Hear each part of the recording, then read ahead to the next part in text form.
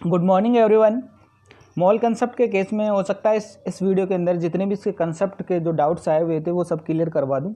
इसके अलावा और भी अगर आपके कोई डाउट्स या कुछ किसी भी टाइप पे मॉल कंसेप्ट के आधार पर अगर कोई क्वेश्चन हो तो आप शेयर कर सकते हैं, कोई भी प्रॉब्लम हो तो आप पूछ सकते हैं।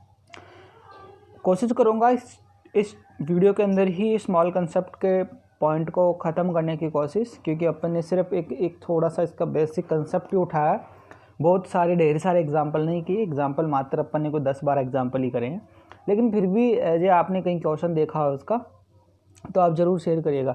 और जहाँ तक मेरी कोशिश है, जो बंदा ये 3 वीडियो पूरा देखेगा उसको मॉल कंसेप्ट में कहीं प्रॉब्लम भी नहीं आएगी, ये मेरी गारंटी है। चलो तो अपन ने इसके बारे में परमाणु, अणु, इनके केस में इनका मोलर मास, मोल्स, इनके क्वेश्चंस अपने निकाले। आज अपन बात करेंगे मोलर आयतन के बारे में, यानी कि गैसीय पदार्थों के बारे में कि उनके साथ मॉल कंसेप्ट का क्या फंडा होता है। ठीक है, देखो आप कोई भी चीज़ देखते हो समझ में तभी आता है आप फर्स्ट पार्ट से लेके उसका लास्ट पार्ट तक देखते हो। ठीक है, और ये मेरी गारंटी है कि ये जो भी आपके सामने ये मैंने 3 पार्ट बनाए हैं ये आपकी लाइफ में मॉल कंसेप्ट के केस में सारे कंसेप्ट क्लियर कर देंगे, ये इतना मैं कह सकता हूँ। और प्योर वो क्या बोलते हैं उसको, होममेड है ये, ऐसा नहीं है कि अपनी फुल देसी भाषा में है, यानी कि आपको पूरा प्रॉपर घर के हिसाब से समझ में आएगा, ये मेरी गारंटी है।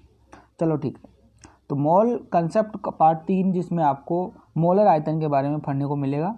और मोलर आयतन के साथ जो आपको मैं बता दूं, मानक ताप व दाब, ये क्या है, मानक ताप दाब, यानी कि इसको STP भी बोलते हैं, स्टैंडर्ड टेम्परेचर प्रेशर, पर किसी भी आदर्श गैस का 1 मोल 22.4 लीटर आयतन घेरता है।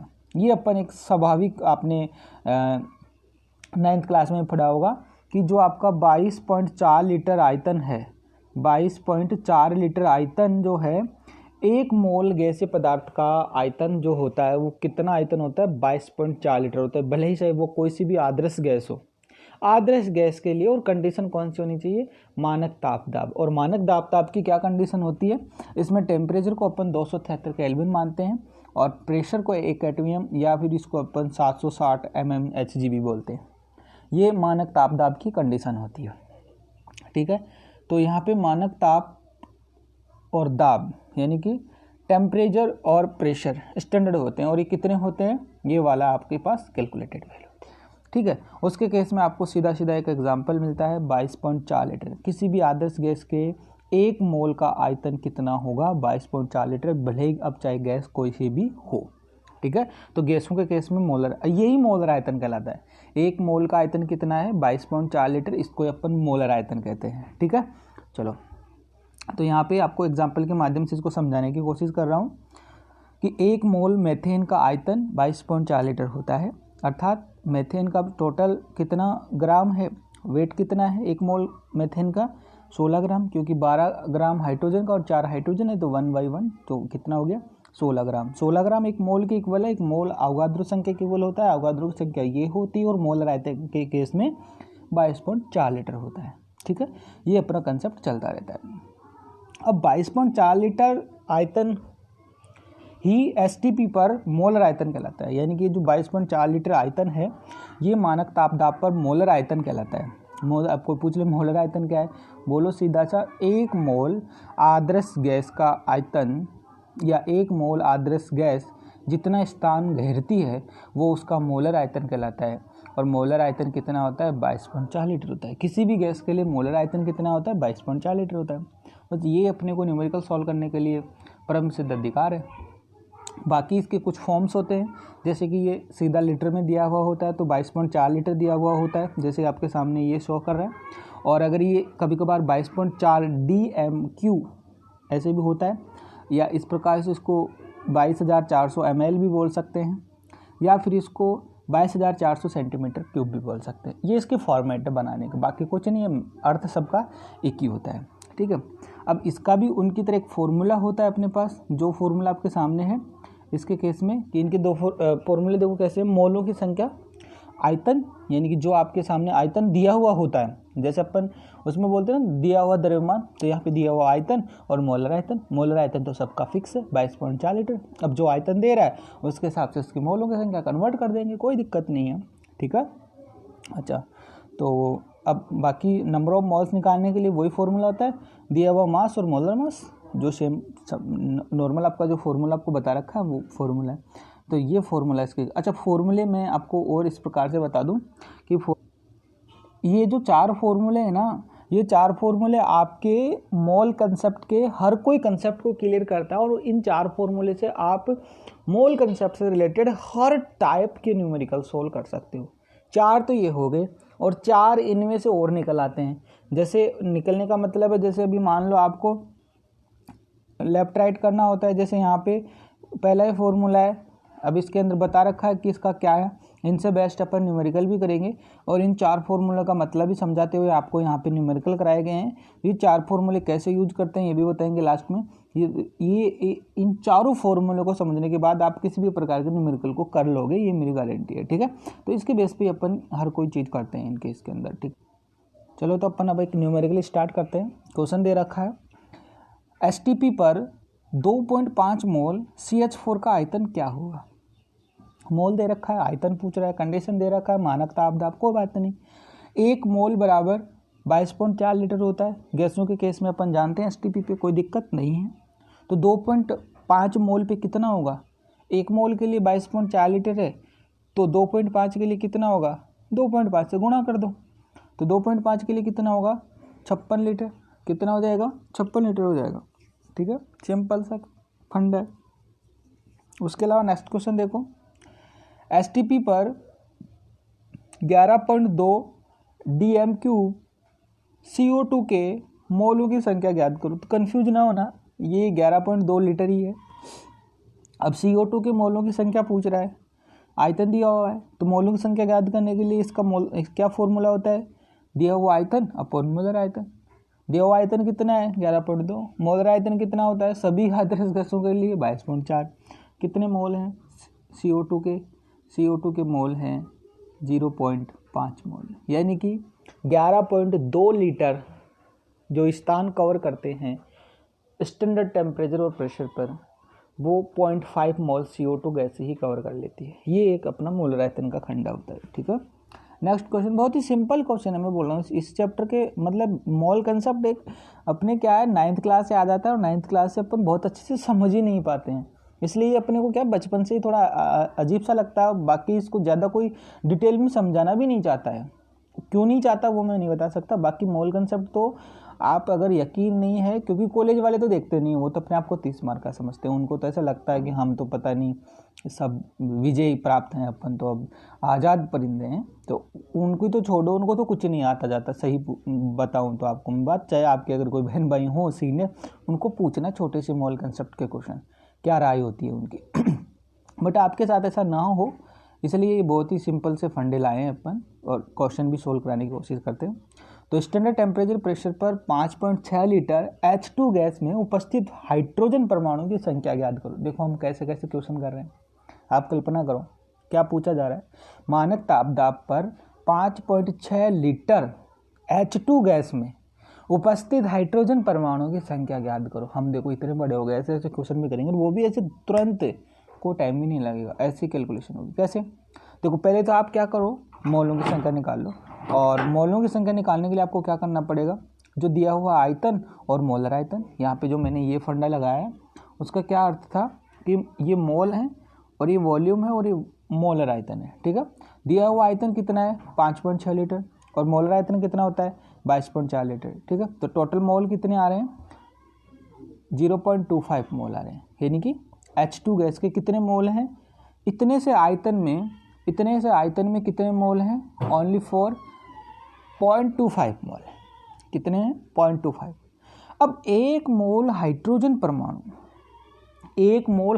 परमाणु में उसकी संख्या कितनी होती है, अवोगाद्रो संख्या के बराबर। यानी हमको क्या करना है, हाइड्रोजन परमाणु के, हाइड्रोजन अणु के नहीं। देखो हाइड्रोजन अणु और हाइड्रोजन परमाणु में फर्क होता है, आपको पता है।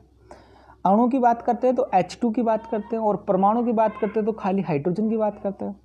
तो एक मोल हाइड्रोजन परमाणुओं की संख्या किसके इक्वल होती है? अवोगाद्रो संख्या के इक्वल होती है। लेकिन यहाँ H2 अणु, तो अणु कितने हैं? 0.25 मोल, और H परमाणु के मोलों की संख्या कितनी हो जाएगी? डबल हो जाएगा। आ रही बात समझ में? जैसे कि एक मोल H2 अणु है तो उसमें 2 मोल हाइड्रोजन परमाणु है, क्योंकि डबल हो गए ना जस्ट। अब जैसे अपने को संख्या पूछ रहा था, उसमें H2 अणु की संख्या बताओ, तो हम मोल के बराबर बता रहे थे। अब कोई हमसे कोई परमाणु की संख्या पूछता है तो वो मोल से डबल होगी ना, क्योंकि एक अणु में 2 हाइड्रोजन होते हैं। अरे बात समझ में? तो वो अणु H2 है, परमाणु अलग अलग है। तो परमाणु के देखो मोल तो कितना है, H2 अणु का मोल तो कितना है? 0.25, लेकिन हाइड्रोजन परमाणु के मोल कितने हो गए? 2 से गुणा कर दो, 0.5। तो हाइड्रोजन परमाणु के मोलों की संख्या कितनी है? यहाँ पे हाइड्रोजन परमाणु के मोलों की संख्या है 0.5, लेकिन हमको पूछा क्या गया है? हाइड्रोजन परमाणुओं की संख्या। और किसी की परमाणु की संख्या निकालने के लिए वहीं से 4 फॉर्मूले हैं, वो मैं बता दूंगा आपको। हाइड्रोजन परमाणु की संख्या क्या करना है? अवोगाद्रो संख्या से गुणा कर दो मोलों की संख्या को। भाई अगर हमको किसी की संख्या निकालना है तो मोलों की संख्या को अवोगाद्रो संख्या से गुणा कर दो। वो किसी भी चीज़ के, चाहे वो परमाणु की हो चाहे वो अणु की, सबके मोलों की संख्या, वहाँ से उसके कणों की संख्या आती है। तो यहाँ पे हाइड्रोजन परमाणु की संख्या आ गई, क्योंकि हमने हाइड्रोजन परमाणु के पहले मोल निकाल लिए और मोल को हमने अवोगाद्रो संख्या से गुणा कर दिया। तो जाहिर सी बात है ये इसकी संख्या आ गई, है ना। या फिर आप ऐसे करते, यहाँ पे इसको आके इसका भाग दे देते। ठीक है, चलो बात समझ में आ गई, कोई बात नहीं। अगला क्वेश्चन देखो क्या कहना चाहता है कंपनी। 16 ग्राम SO2 का STP पर आयतन होगा। 16 ग्राम कहना क्या चाहता है? 16 ग्राम SO2 गैस है, उसका STP पर आयतन क्या होगा? देखो मोलों की संख्या निकालने के लिए द्रव्यमान और मोलर द्रव्यमान होता है। इसका द्रव्यमान अगर अपन बात कर लेते हैं तो इसका देखो SO2 का जो ये है मॉलिक्यूलर मास वो हो 64। क्यों? क्योंकि सल्फर का 32 होता है, एक ऑक्सीजन का 16, तो 2 का 32, तो 32 32 64 हो गए। तो अगर अपन मोलों की संख्या निकालते हैं पहले, क्योंकि देखो एक मोल के इक्वल 22.4 लीटर होता है, ये बात अपन जान गए। लेकिन पहले दिया हुआ जो आपका मैटर है, दिया हुआ द्रव्यमान है, उसकी मोलों की संख्या निकालेंगे, तभी तो आयतन से कंपेयर करेंगे। तो इसलिए हमने पहले क्या निकाला? मोल, क्योंकि पूछ क्या रहा है? आयतन। तो आयतन का रिलेशन किससे है? मोलों की संख्या से। तो पहले अपन को मोलों की संख्या निकालनी पड़ेगी। मोलों की संख्या के लिए अपने को द्रव्यमान दिया हुआ है, तो फॉर्मूला होता है N बराबर मास अपॉन मोलर मास। तो N निकालने, मोलर मास अपन को पता है और द्रव्यमान उसका दिया हुआ है, तो 16/64। मोलों की संख्या है 2.5 मोल। SO2 गैस के कितने मोल हैं? 2.5 मोल। अब जब SO2 मोल का 1 मोल होता तो वो 22.4 लीटर स्थान कवर करता, बट मोल कितना है? 1/4, यानी कि 2.5 मोल है। और 2.5 मोल है तो उसका वॉल्यूम क्या होगा? अब आपको पता है। मोलों की संख्या कैसे निकालते हैं? Number of mass equal to volume of molar mass, molar volume यानी कि मोलर आयतन। अब फॉर्मूले में पुट कर दो इसकी वैल्यू को। देखो कैसे। मोलों की संख्या आपके पास है, कितनी है मोलों की संख्या? मोलों की संख्या आपके पास 0.25। ठीक है, आयतन आपको नहीं पता, तो आयतन ही तो हमको निकालना है, x मान लिया। मोलर आयतन अपने को पता है कि 22.4 लीटर होता है, x की वैल्यू निकाल लो। यहाँ से ये आपका जो 22.4 है वो यहाँ इधर से गुणा हो जाएगा, तो आपको इसको गुणा करें तो आपके पास कितना आ गया? 5.6 लीटर। यानी कि आपकी 16 ग्राम SO2 गैस 5.6 लीटर स्थान घेरती है। यानी कि आपने 16 ग्राम SO2 गैस का आयतन पता कर लिया मानक ताप दाब पर, कि मानक ताप दाब पर 16 ग्राम SO2 गैस 5.6 लीटर स्थान घेरेगी। ये आपका आंसर आ गया। ठीक है, कोई दिक्कत नहीं। चलो एक और क्वेश्चन करते हैं लास्ट। 14 ग्राम नाइट्रोजन गैस से, क्वेश्चन को समझना, 14 ग्राम नाइट्रोजन गैस से कितनी अमोनिया बनेगी और H2 गैस की आवश्यकता पड़ेगी? यानी कि आपको क्वेश्चन दे रखा है कि 14 ग्राम नाइट्रोजन गैस आपके पास है जिससे बनानी अमोनिया है, और साथ में आपके पास हाइड्रोजन गैस भी चाहिएगी। तो अगला ये भी बोल रहा है कि कितनी ग्राम तो हाइड्रोजन चाहिएगी और कितनी ग्राम अमोनिया बनेगी, जबकि आपके पास फिक्स क्या है? 14 ग्राम नाइट्रोजन है। अब देखो इसको कैसे सोल्व करें। पहले आपको इसकी एक संतुलन समीकरण लिखनी पड़ेगी कि नाइट्रोजन और हाइड्रोजन क्रिया करके अमोनिया बनाते हैं, ये हम बचपन से पढ़ते आ रहे हैं। ठीक है, तो आपने लगाया कि N2 + H2 और अमोनिया, आपने इसको बैलेंस किया तो पता चला कि एक नाइट्रोजन का मोल काम आता है तो 3 मोल हाइड्रोजन के और 2 मोल अमोनिया के बनते हैं, जैसे कि आपको यहाँ पे दिखाई दे रहा है। ठीक है, कि 1 मोल N2 गैस, 3 मोल हाइड्रोजन गैस और जब तब जाके 2 मोल अमोनिया बनती है। ये तो आपके एक संतुलन समीकरण हो गया, आपका कॉमन सेंस है। ये क्वेश्चन में नहीं दिया हुआ। अब दिया हुआ क्या है क्वेश्चन में दिया हुआ है 14 ग्राम N2 गैस, यानी कि अगर अपन 14 ग्राम N2 गैस का मोल में कन्वर्ट करना चाहते हैं, क्योंकि हमको पता है कि 1 मोल N2 जब काम आता है तो 3 मोल हाइड्रोजन के काम आते हैं। हरी बात समझ में, और तब जाके 2 मोल अमोनिया बनती है। इतनी बात हमारे समझ में आई।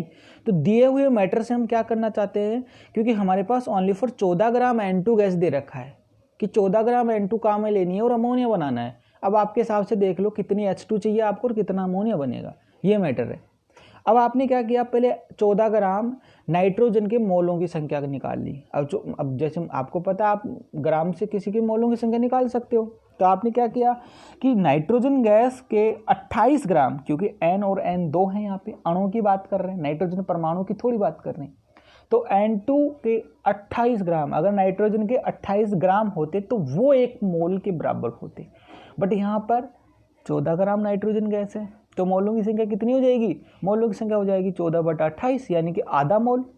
यानी कि आपके पास गिवन मटेरियल जो है वो दिया हुआ नाइट्रोजन गैस का आधा मोल ही दिया हुआ है, यानी कि आधा मोल ही क्रिया करके अमोनिया बनाना चाहता है, सीधी सी बात। तो आपके पास नाइट्रोजन का आधा मोल निकल के आ गया कि आपके पास नाइट्रोजन ओनली 4.5 मोल है। अब आप देख लो आपके हिसाब से आपको हाइड्रोजन तो कितनी रिक्वायर्ड है और अमोनिया कितना प्रोड्यूस्ड होगा, अमोनिया कितना बनेगा, अब आप पर डिपेंड है। अब जरा कॉमन सेंस लगाओ कि जब 1 मोल नाइट्रोजन चाहिए या 1 मोल नाइट्रोजन के साथ 3 मोल हाइड्रोजन क्रिया करते हैं और 2 मोल अमोनिया बनाते हैं। अब आप तो छोड़ो उसके अकॉर्डिंग, यानी कि 1 मोल 3 मोल हाइड्रोजन और 2 मोल अमोनिया। अब आप क्या है, आपके पास जो मोल है उनको सबको उस बैलेंस से गुणा कर दो।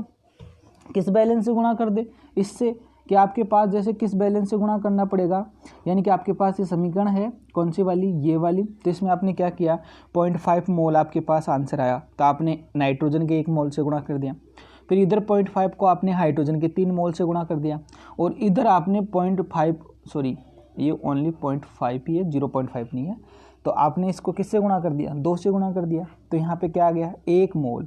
अब आपको सीधा सीधा यहाँ से एक चीज़ का पता लग गया, क्या कि कितना क्या बनेगा, मोलों की संख्या तो आपको पता चल गई कि यहाँ पे ओनली 4 आपके पास 0.5 मोल N2 के और 1.5 मोल H2 के और 1 मोल आपके पास अमोनिया का बनेगा। लेकिन पूछ रहा है बंदा ग्राम में कि कितनी ग्राम हाइड्रोजन और कितनी ग्राम अमोनिया गैस से, अमोनिया गैस तो बनेगी और हाइड्रोजन गैस की रिक्वायर्ड होगी।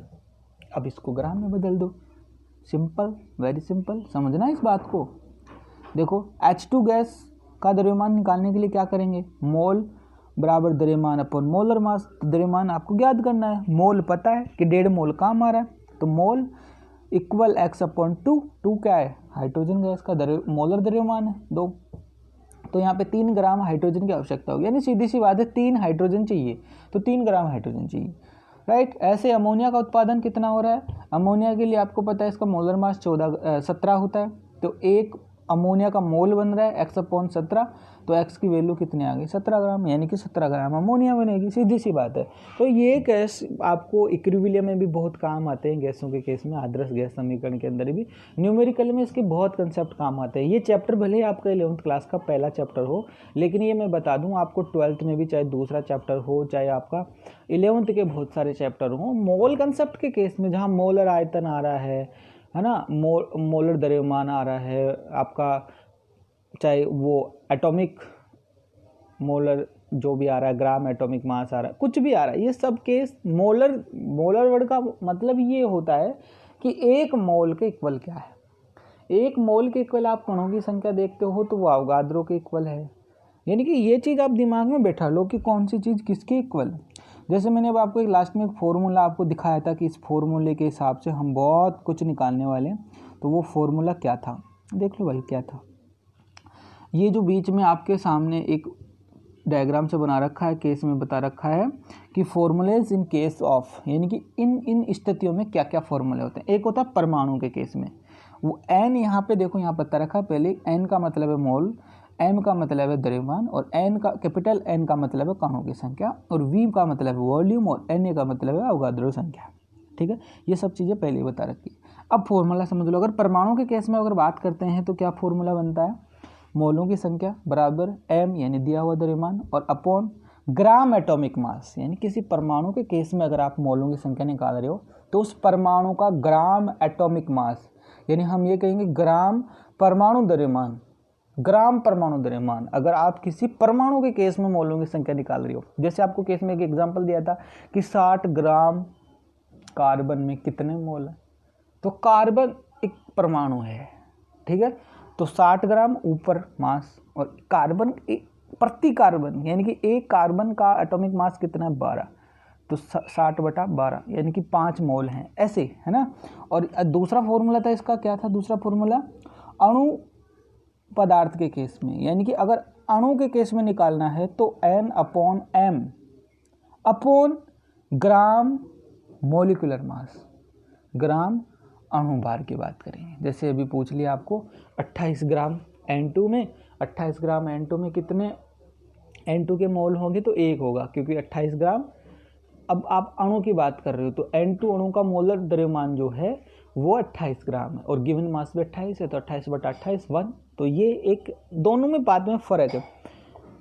बात अपन मोलर मास की करेंगे, मतलब इनका मोल से ही है, लेकिन एक पर्सनली ग्राम एटॉमिक मास है और एक है ग्राम मोलिकुलर मास, दोनों में फ़र्क है।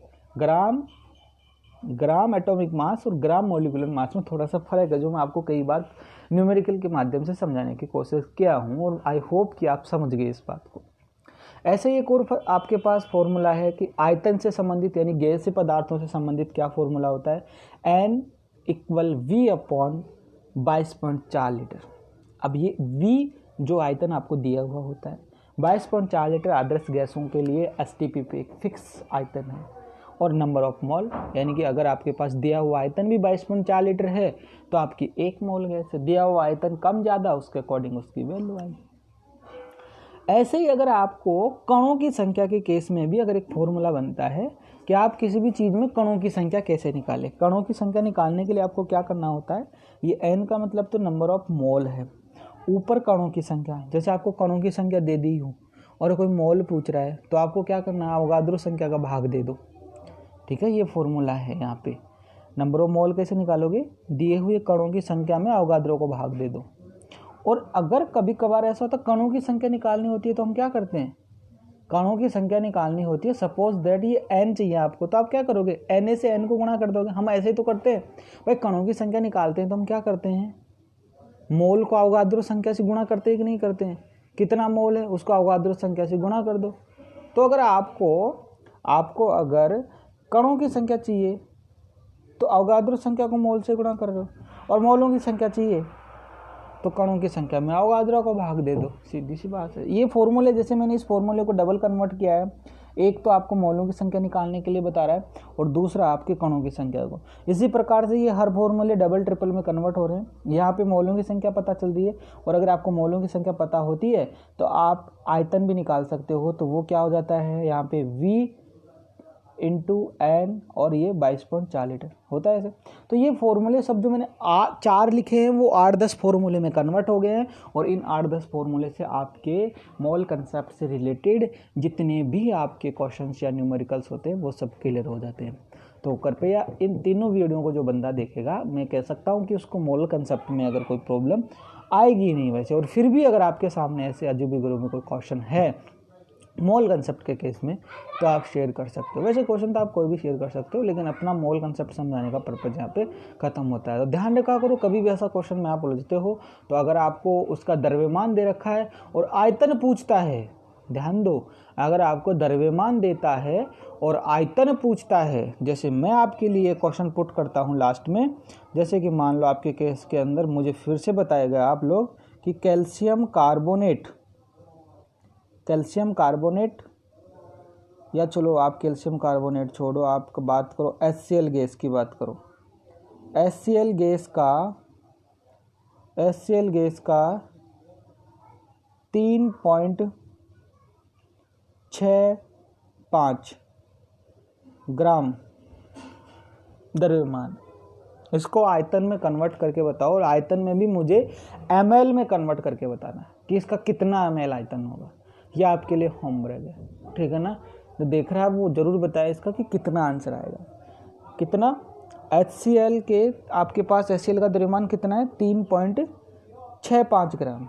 अब इसको मेरे को बताना आपको आयतन, और वो भी किस में बताओगे, ml में बताओगे कि कितना ml मतलब कवर कर लेगा। 3.65 ग्राम HCl कितना ml कवर करेगा, ये आप मुझे ml में बताओगे। इसका आयतन किस में बताओगे मुझे, आप ml में बताओगे, ठीक है। तो आई होप ये सब कुछ आपको समझ में आया होगा। Thank you so much. Comment करके बताना लेकिन ये क्वेश्चन आप, ठीक है। चलो थैंक यू।